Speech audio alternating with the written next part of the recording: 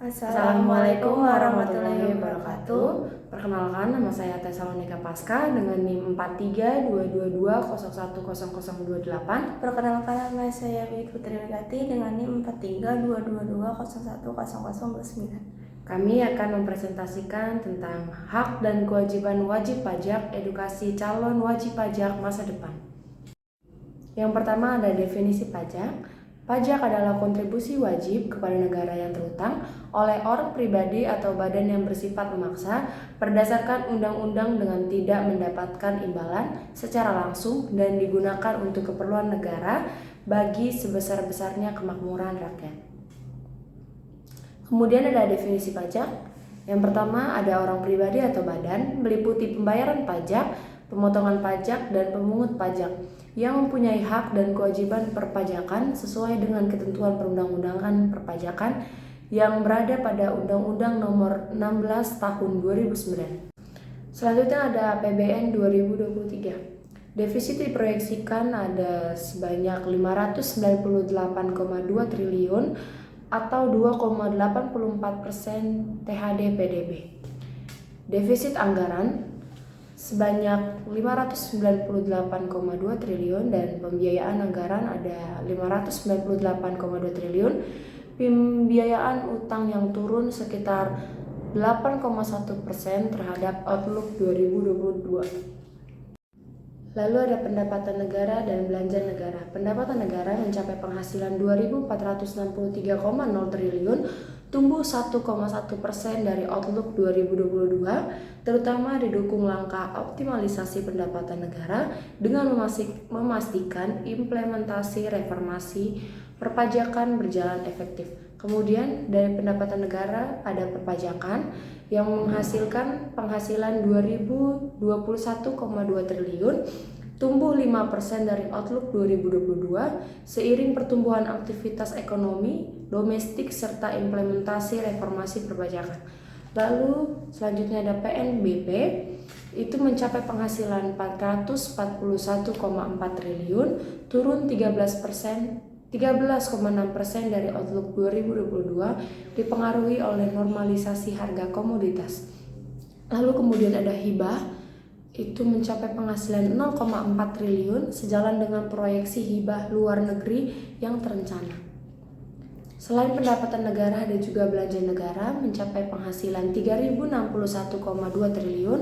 Belanja negara diproyeksikan 3.061,2 triliun, turun 3,4 dari Outlook 2022 dalam rangka pelaksanaan konsolidasi fiskal. Lalu selanjutnya ada belanja pemerintah pusat mencapai penghasilan 2.246,5 triliun. Alokasi belanja pemerintah pusat turun 5,2% dari Outlook 2022 sejalan dengan peningkatan kualitas belanja atau spending better dari konsolidasi fiskal. Lalu selanjutnya ada transfer ke daerah mencapai penghasilan 814,7 triliun. Alokasi transfer ke daerah meningkat 15,6 triliun atau 2,0% dari Outlook 2022 sejalan dengan pelaksanaan Undang-Undang HKPD. Lalu selanjutnya pendapatan negara berasal dari perpajakan yaitu mencapai 82%. Kemudian ada wajib pajak. Wajib pajak meliputi orang pribadi, warisan belum terbagi, badan, instansi pemerintah.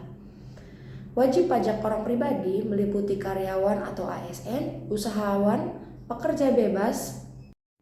Kemudian ada hak wajib pajak, kelebihan pembayaran pajak, kerahasiaan wajib pajak, permohonan pengangsuran atau penundaan pembayaran pajak, penundaan pelaporan SPT tahunan, pengurangan PPh pasal 25, pembebasan pajak, mengajukan keberatan banding dan peninjauan kembali, pengembalian pendahuluan kelebihan pembayaran pajak, mendapatkan pajak ditanggung pemerintah, mendapatkan insentif pemerintah. Dalam hal dilakukan pemeriksaan, yang pertama ada meminta surat perintah pemeriksaan, yang kedua ada melihat tanda pengenal pemeriksa, yang ketiga mendapatkan penjelasan mengenai maksud dan tujuan pemeriksaan, lalu yang keempat meminta rincian perbedaan antara hasil pemeriksaan dan SPT. Dan yang kelima, hadir dalam pembahasan akhir hasil pemeriksaan dalam batas waktu yang ditentukan. Kemudian menghitung pajak terutang berada pada pasal PPh pasal 23 atau 26, kemudian PPh pasal 25 atau 29, kemudian ada PPh pasal 21, kemudian ada PPh pasal 4 ayat 2, PP nomor 23 2018 atau PP 55 tahun 2022. Dan yang terakhir ada PPN. Cara menghitung pajak terutang itu tarif pajak dikalikan dengan dasar pengenaan pajak atau DPP. Mekanisme pembayaran pajak yaitu membayar sendiri melalui pemotongan atau pemungutan biaya pajak pihak lain dan membayar PPN kepada pihak penjual atau pemberi jasa atau pihak yang ditunjukkan pemerintah. Cara pembayaran pajak bisa membuat ID billing melalui website djponline.pajak.go.id, datang ke KPP untuk dicetakkan ID billing melalui penyedia jasa aplikasi perpajakan, kirim SMS, WhatsApp atau aplikasi Telegram melalui teller bank, bank persepsi, kantor pos, ATM, M-Banking, iBanking maupun SMS banking dan mesin EDC. Kewajiban surat pemberitahuan atau SPT. SPT terdiri dari SPT tahunan maupun SPT masa. Sarana dalam melaporkan dan mempertanggungjawabkan penghitungan jumlah pajak yang sebenarnya terutang. SPT tahunan orang pribadi. Formulir 1770 untuk usahawan atau pekerja bebas atau pegawai dengan tambahan penghasilan lain. Formulir 1770S untuk pegawai dengan total penghasilan bruto di atas 60 juta rupiah setahun. Formulir 1770SS untuk pegawai dengan total penghasilan bruto di bawah 60 juta rupiah setahun.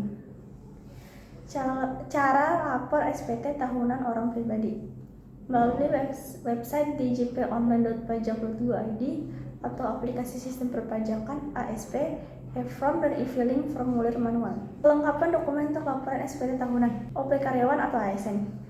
Untuk pegawai swasta, bukti potong PPh 1721A1. Untuk PNS atau TNI atau Polri, bukti PPh 1721A2. Dokumen yang diperlukan untuk lapor SPT tahunan OP usahawan.